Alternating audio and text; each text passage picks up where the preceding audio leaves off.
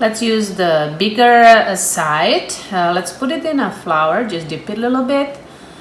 And now you press hard and kind of like a squeeze.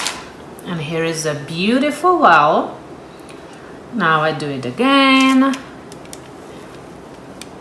Press hard, detached.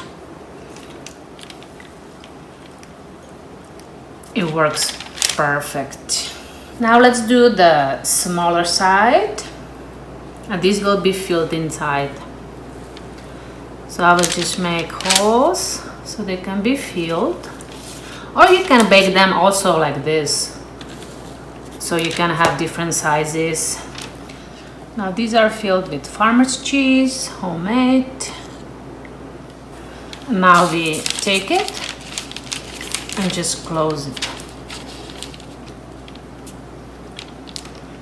Close it like this, all the sides. Now I turn it so the seam is on the bottom.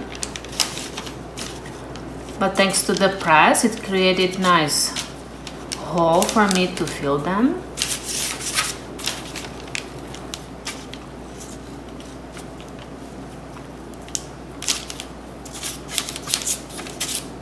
Now we will brush them with butter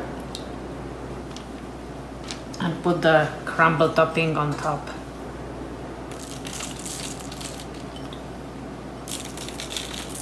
And now they're ready to be baked. And they look amazing, and the smell in the house is incredible.